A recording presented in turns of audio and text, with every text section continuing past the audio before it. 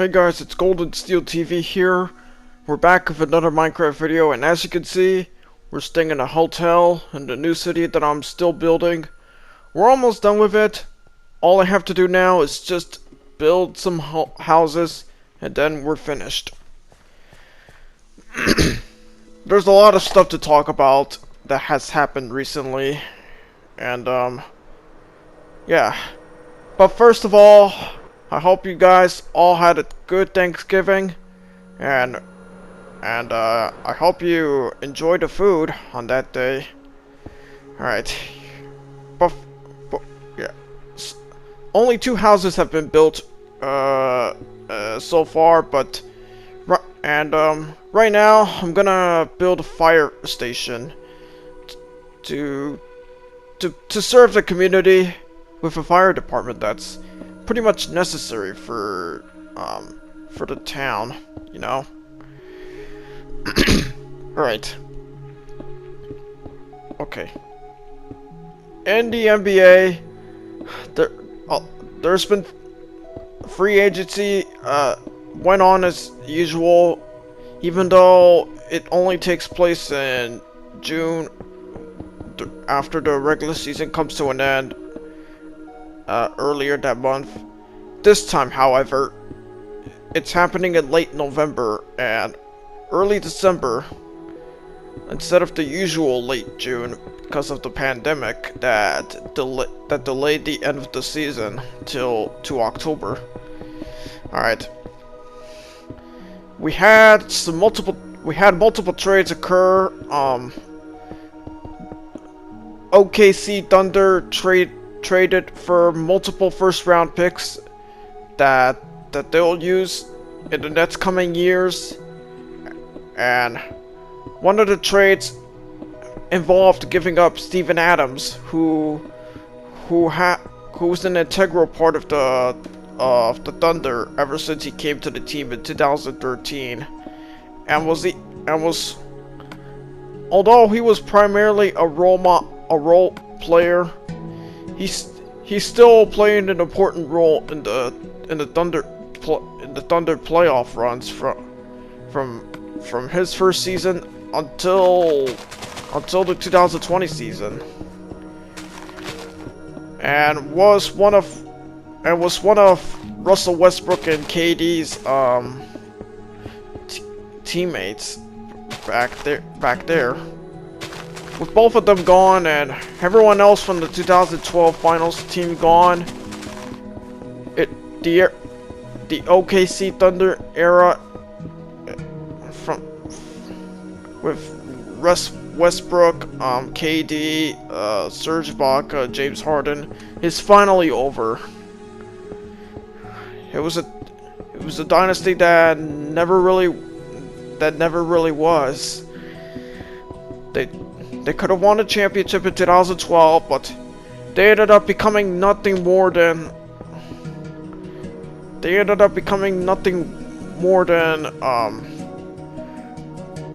losers and playoff chokers in the end.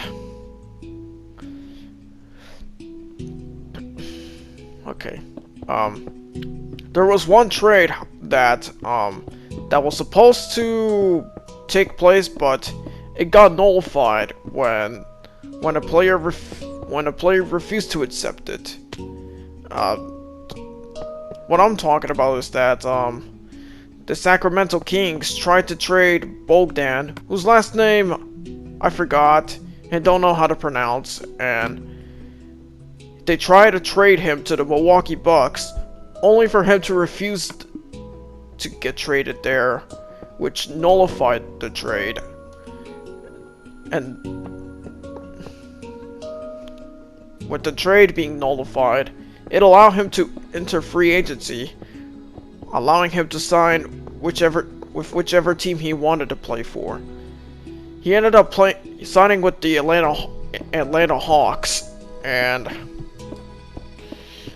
there's also one other guy that's also coming there as well, which is Rajon Rondo, who is fresh off of a championship victory with the Lakers in the bubble.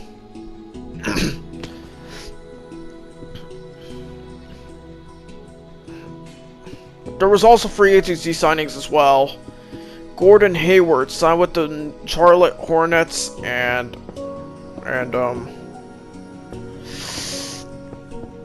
what else is there?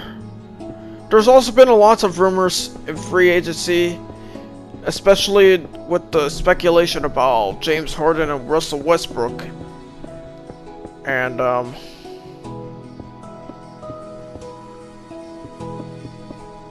there was a report of Harden and Westbrook wanting to leave the Houston Rockets because of internal discord within the organization. And there were reports. There was rumors of Westbrook wanting signing with the New York Knicks, but that's bullshit because it's just the Knicks being Knicks. They don't know how to build a winning culture, and they're run by a greedy owner, James Dolan, who cares less about his fans and winning. And yeah, so that's why the rumor wasn't true. For now, Westbrook and Harden are still with the Rockets. There was also another speculation that Harden wanted to get traded to the Brooklyn Nets so he could play with KD and Kyrie Irving. That hasn't happened yet, but we'll just have to see about that. It's only a matter of time, but for now, Harden and Westbrook are still with the Rockets, so it's all speculation until anything else comes out of it. Alright, we're done with the building the fire station. But there are a few more things to add right here. Alright. There was also one other trade that occurred, which was of Chris Paul being traded to the Phoenix Suns. The trade could finally give Devin Booker the supporting cast he needs, and for his entire career with the Phoenix Suns, Booker has been surrounded by no one but role players and guys who are just past their prime or just simply nothing more than scrubs, if you know what I mean. As a result, a lot of people have seen Booker as nothing more than a stat machine, even though he's been good. Right. We also had the NBA draft, and we had LaMelo Ball go to the Charlotte Hornets, Anthony Edwards go to the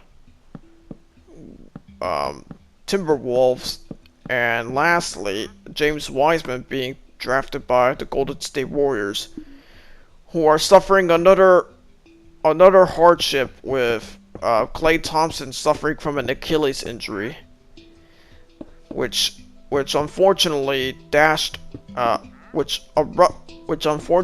abruptly ended hopes of Klay Thompson's comeback that was supposed to happen.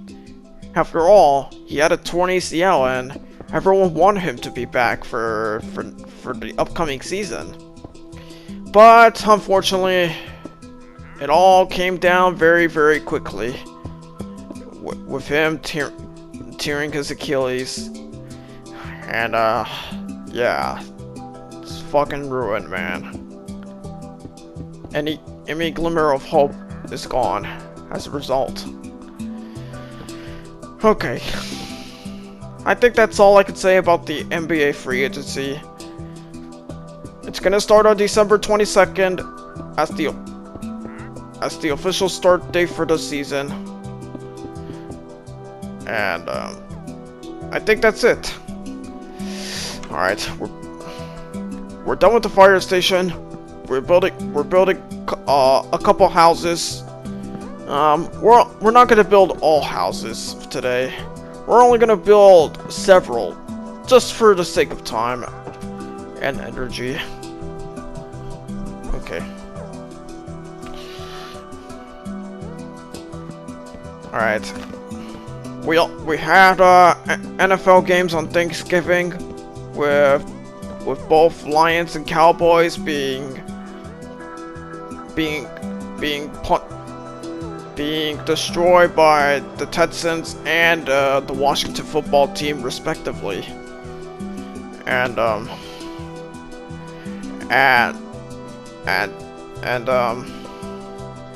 the Lions coach got fired, but I think it doesn't change anything about the Lions' struggles that they've had for like 7 decades now. Oh wait, sorry, 6 decades. Ever since their quarterback Bobby Lane cursed them from the beginning.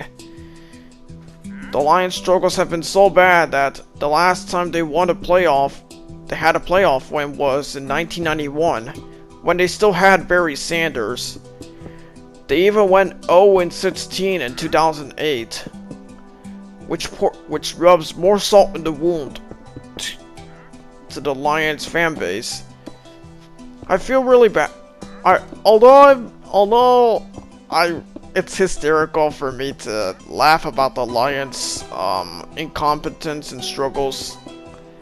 I feel really bad for the fans because they really can't catch a break. Alright. The Washington football team blew out the Cowboys later that day, and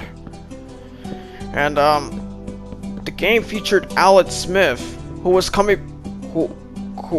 coming back from a leg injury that could have ended his career had he not seek any further had he not been treated thoroughly, and that injury could have ended his career, but miraculously,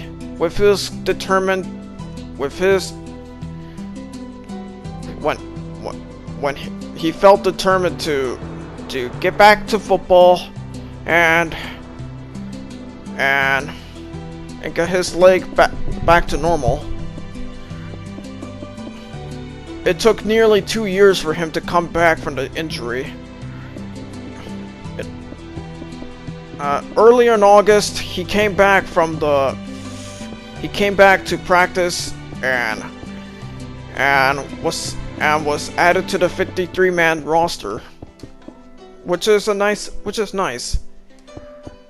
Earlier in the season, when Dwayne Haskins got benched, Alex Smith finally came back, and although his time has been rough there, shockingly he has a much better record for all Washington quarterbacks ever since the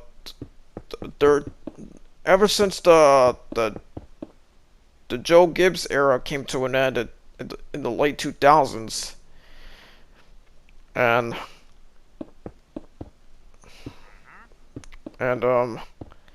that's crazy, considering that he's only played several games because of a leg injury, and that he's barely been playing with the team since the injury.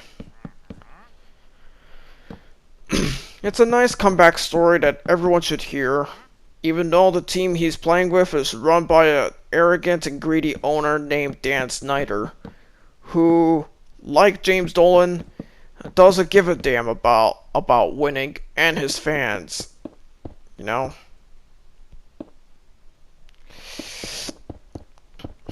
Alright.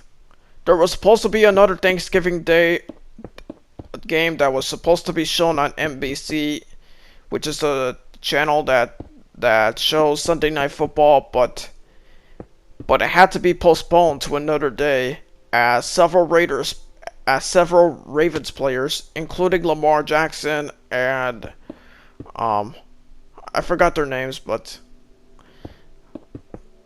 that tested positive for COVID-19. Could have been a great Thanksgiving game, but unfortunately, it's pretty much their fault that they blew their chance to play on Thanksgiving. Their strength coach had COVID-19 and wasn't even seen wearing a mask during practices. I wish they could have taken the protocol seriously, and it's pretty much their fault for ruining their opportunity to play on Thanksgiving, which is sad and disappointing, to say the least.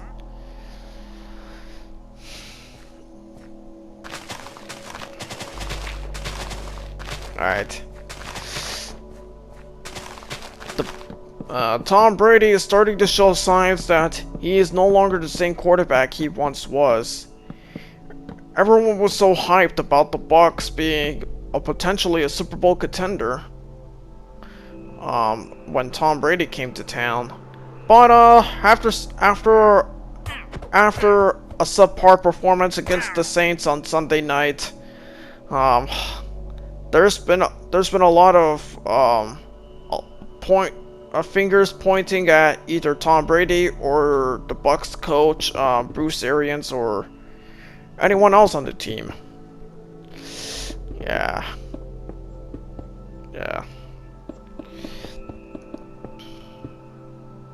That Tom Brady's time in Tampa Bay is just like Michael Jordan with the Washington Wizards, which is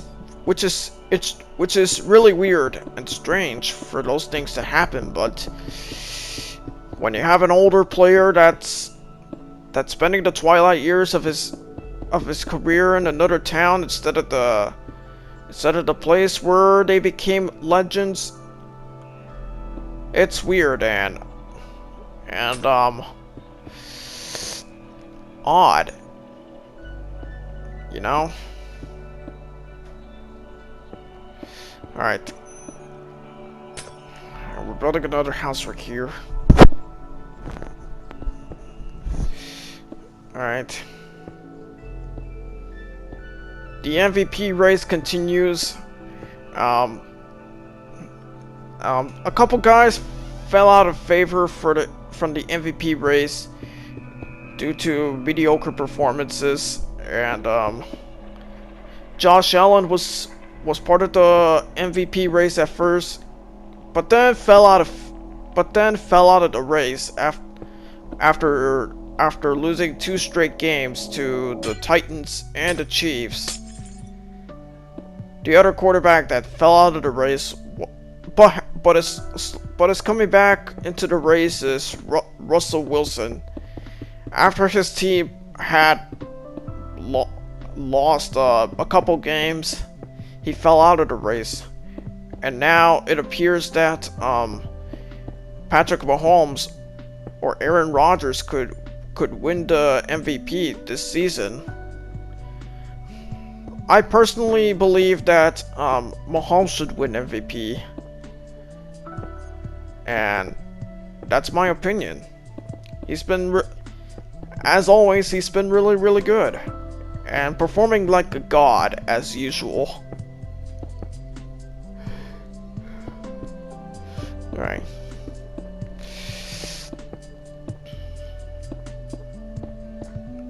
Okay.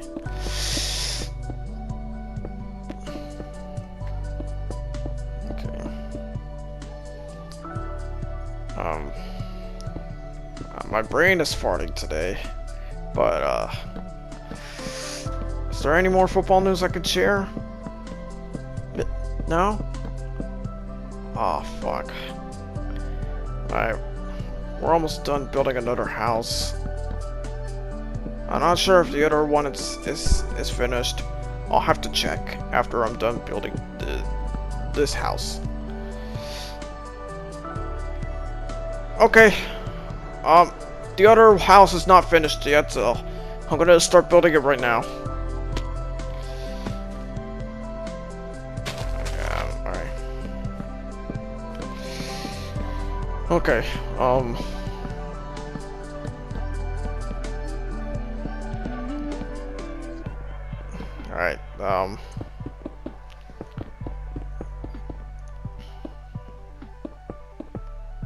alright, okay.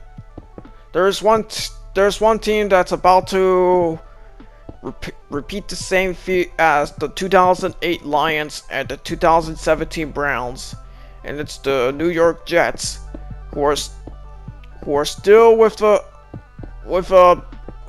terrible coach named Adam Gase, and still struggling and still continuing to be a shitty team as usual. And after looking at the schedule, it seems that the Jets might already go down the path of going 0-16, which was the record the 2008 Detroit Lions team and the 2017 Cleveland Browns team had when they achieved that feat. It's nothing to be that accomplishment of going 0-16 is nothing to be proud of and to smile about, but for fans of these teams that went 0-16, it seems like an honor for being trash and for having a incompetent ownership, you know. Alright, we're gonna put up signs for the police station and the fire station. We're gonna start with the fire station and then the police station. Alright. Okay. There are lots of more houses to go to finish building the city, and it's gonna take a lot of time, man. You know. The one thing I personally hate about building the city, the worst part of building the city is building a residential neighborhood. Even though building houses of the exact same design is much more efficient and quicker to build, it's quicker and it's a much more efficient and quicker process. It's so frustrating and tiring having to build these houses at a time. Having to build one house and another house at a time. It's so frustrating and time consuming, but I just have to get the job done. Building these houses quickly and efficiently. Alright. San Cristobal is the name of the city that I'm building. San Cristobal is Spanish for Saint Christopher. The city is being designed to be a Spanish-speaking city, and yeah, that's the concept of the idea that's already coming to life. And I don't know if it's much larger than all other cities that I built in the past, but from an eye test that I've done, I think it's a lot more larger than all other cities I've built. I really suck at math, but this city might be 2 times bigger than one city I've built before. I don't know. I don't do math, guys. I really suck at it, you know. We also got the entertainment district being built. And we also got the shopping district being built as well. They're all finished being constructed, and here are the stores. That's Spanish for Southern Shaving, which is the name of the shaving shop that I built. And here's a gun shop, and Menards, which is well known in the Midwest. Being a Midwesterner myself, it's extremely itched in my head with the slogan "Save big money at Menards." And here is GameStop and Best Buy, and here's an arcade and a 24/7 supermarket store, which is a fictional brand for my land. And here's Dick's Sporting Goods. And here is a barber shop called Cortas Dorados, which is Spanish for golden cuts. And here is a clothing store, which is also fictional. And last but not least, Guitar Center and Foot Locker. That's all the stores I could show you for today. In fact, that's all I've built, as there's no more room for any more stores here. We're gonna start building a garden right here. Alright. There's one basketball history lesson I could teach you for today. Has there ever been a player that has recorded a quadruple double? Yes. In fact, the first official quadruple double was recorded in 1974 by Nate Thurmond, and then it got repeated again by Hakeem Olajuwon. Who else? Elvin Robertson, and the most recent player to achieve that feat, David Robinson. Those feats occurred in different years. For Nate Thurmond, 1974, like I said, Elvin Robertson in 1986, Hakeem Olajuwon in 1990, and the latest by David Robinson in 1994. It's extremely rare for that to occur. 1994 was the last time it was achieved, and we might see it again, maybe in the future, but probably not, but probably not now, because of how much basketball has changed since then. Of course, there have been several players that came close to achieving that same feat as those four players that I've mentioned. Larry Bird came close to achieving that feat in 1985. He was so close to achieving that feat, but then decided to sit out the rest of the game, saying that he had already done enough damage to another team that he faced. And that's one example of a guy that almost came close to achieving a quadruple double. There could have been other quadruple doubles that could have been recorded had the blocks and steals been recorded much earlier. That's Dunkin' Donuts and Domino's Pizza. Alright. So, for example, if Bill Russell and Will Chamberlain had their blocks and steals recorded, if they were to play today, they could have recorded a few quadruple doubles. And since they were known to be great defenders and rebounders, even though Bill Russell was never a great offensive player, they could have achieved the quadruple double had the steals and blocks been recorded much earlier. In fact, the steals and blocks weren't recorded officially until the 1973-74 season. And yeah, that's the basketball history lesson to share with you guys for today. I'm going back home now. Alright. I had a good Thanksgiving, having some tamales my mom made. They're the traditional Thanksgiving meal my family has for Thanksgiving, coming from a Hispanic background myself. Here are my cats. For those new to my Minecraft videos, this is my cat Jim, this is my cat Carson, the other ones Daniel and Garfunkel.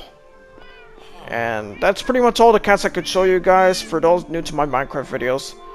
Alright guys, that's it for this video. Thank you guys for watching and I'll see you guys next time.